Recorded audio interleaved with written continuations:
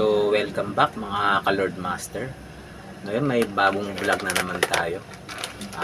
Magpo-food trip naman tayo ngayon. Ngayon ang food trip natin ay ang Tatus. Yan, makikita nyo. Tatus corn. Yan. Tatus corn tube. So, masarap din to. Affordable lang siya sa halagang 10 piso. Meron ka ng pangmalupitan na yan, Tatus corn tube, pangmalupitan na food trip. So ito ang flavor niya Tatus corn tube. Ang pangalan spicy cheese. So yan, makikita nyo spicy cheese. Yan. Sorry mga ka-Lord Master, naka front cam kasi tayo para kakaiba naman. So ngayon napakasarap nitong corn tube na to. Natikman ko na to dati, pero ngayon i-vlog natin at papakita ko sa inyo kung okay ba to o flop o goods.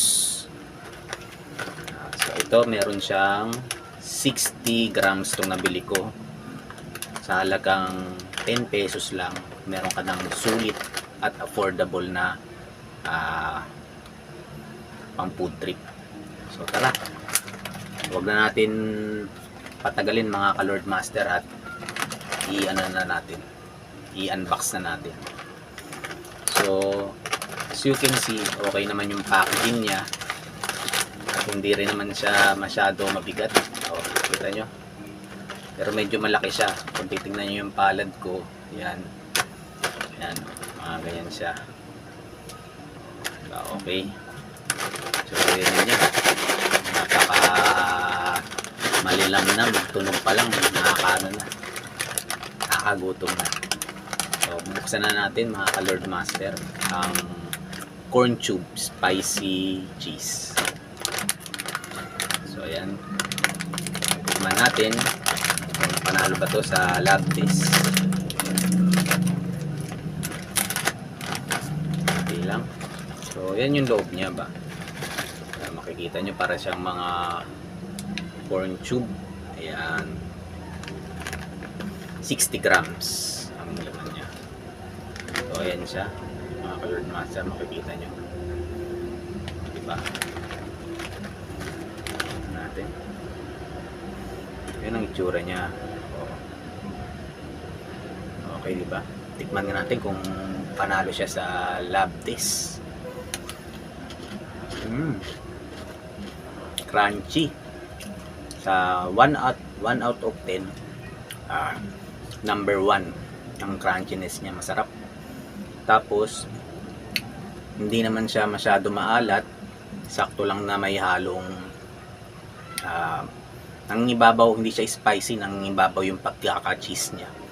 Ayan. Bulog. The best. Amoy.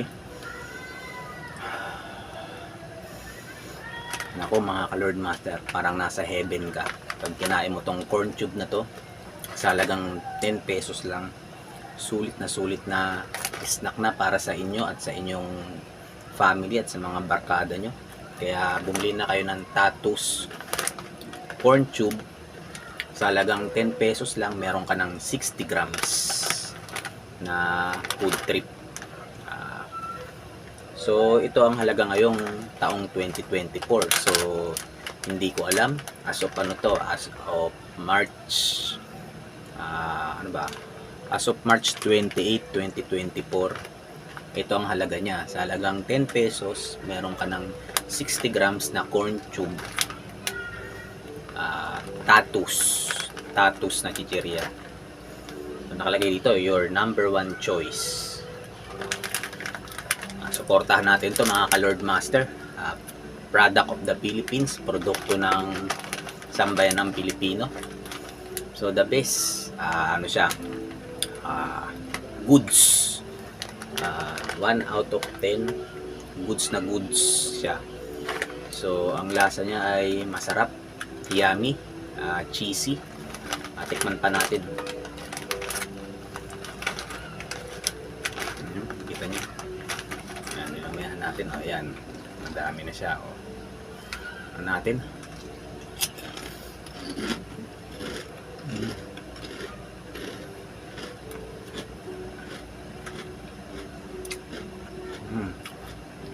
Solid, panalo. The best. Bumili na kayo mga ka-Lord Master. Masarap. I-try nyo rin. Ito ang chichirya ng sambayanang Pilipino. Tatus corn tube. Ayos. So, kung gusto nyo na ganitong klaseng content, lagi lang kayo manood sa aking vlog dito sa Lord Master para experience tayo ng mga kaibang mga food trip ni Lord Master na pwede nyo rin subukan para sa inyong mga loved ones at everyone. So, at i-share natin sa buong mundo, Tatus. So, mga ka-Lord Master, kung hindi ka pa nakasubscribe sa aking channel, mag-subscribe ka na. Hit the notification bell para updated ka sa mga buhay sa happenings, sa mga happenings sa buhay ni Lord Master. At kung gusto mo rin manood ng mga animes, meron ako ngayon, Prince of Tennis. Manood rin kayo sa channel ko para updated kayo sa mga battle scenes na na-miss nyo noon dati. So dito lang i-search nyo lang ang channel ko, Lord Master. Kung hindi nyo ma-search yung Lord Master, i-type nyo Lord Master 332, number 332, Lord Master 332, or Lord Master lang ang lalabas na ako. So that's it for today's vlog. Mag-subscribe ka na rin mga ka-Lord Master. Tatus, the best. Kahit sa anong edad, ayos. So this is Lord Master again, signing off. Sheesh.